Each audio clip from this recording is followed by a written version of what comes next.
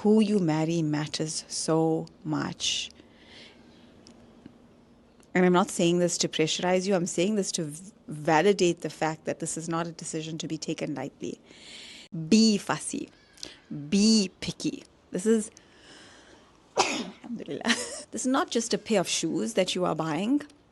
I will be turning 41 this year, alhamdulillah.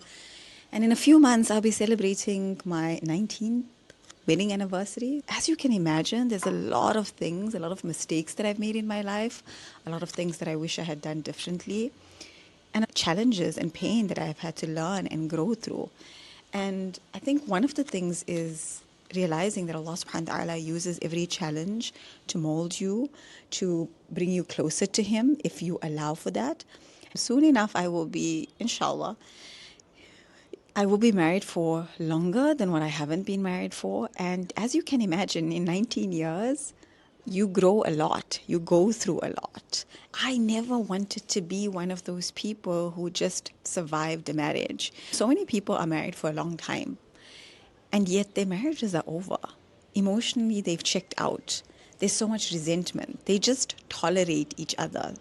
And people stay in marriages like that for many different reasons that I don't judge one bit, because life gets complex, parenting gets complex. But what I know for sure for myself is that I did not want that. I believe that it is possible to have a beautiful, loving marriage. The Sunnah is an example of that. And that's something I move my clients through, and that's something that I am willing to do the work of creating. If you're not married, a lot of people in our community will just put a lot of pressure on you to just get married. And they'll tell you, stop being so fussy. Why are you being so picky? And I am going to tell you the opposite. Be fussy. Be picky. This is, alhamdulillah, this is not just a pair of shoes that you are buying.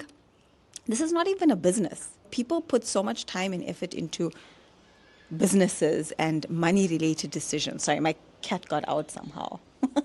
Anyway, they put so much effort into it. And when you think about it, yeah, it concerns money and you're being discerning, but it's just money. A marriage is so much more important than money. A marriage is going to impact your akhirah. A marriage is going to impact the kind of parenting you're able to give your children. It's going to live on in the legacy of the ummah. It's going to impact your mental health, your physical health. So be picky, be discerning, be choosy. But I'm going to say, know what to be picky about. Know what to be choosy about.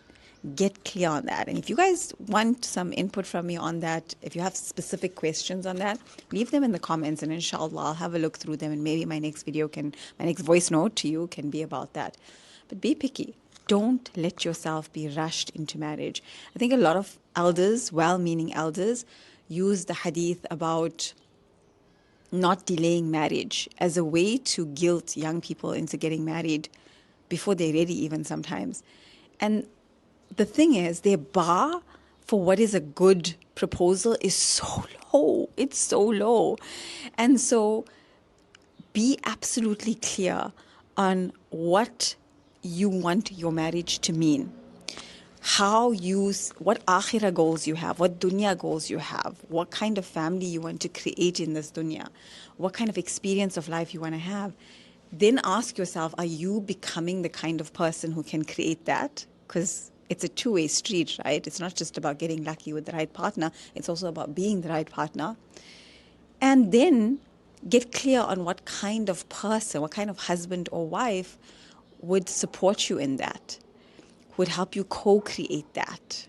Because you can't really clap with one hand. Sometimes you can bring in a huge amount in the marriage, and if the other person doesn't meet you there, trust me, I know, 19 years in and seeing a lot of thousands of clients over the years, alhamdulillah, over the last 10 years plus, and seeing a lot of friends and family go through different things. Who you marry matters so much. And I know you know this, and I'm not saying this to pressurize you. I'm saying this to validate the fact that this is not a decision to be taken lightly.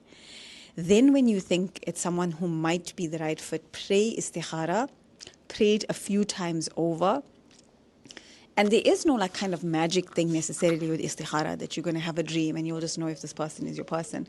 But also understand that when you're reading istikhara, you also have to combine that with the discernment. You also have to combine that with knowing, asking the right questions of that person, taking the time to understand what their vision is for their life, what their vision is for the akhirah. People hardly talk about that, their vision for the akhirah. So talk about that. Talk about the vision for the akhirah. Be discerning. If you are already married, think about what's working in your marriage and what isn't.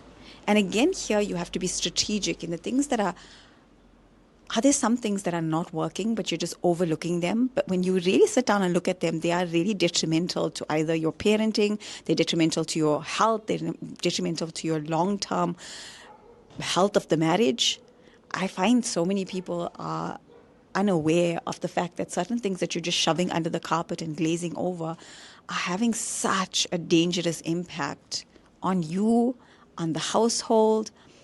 Get clear on what it takes to create sakina in the household. That doesn't mean that you never have disagreements, but it does mean that when you do, you have a clarified plan and boundaries about how you handle it. I'm going to leave it at that today. But if you have any marriage-related questions, leave them in the comments. Take care.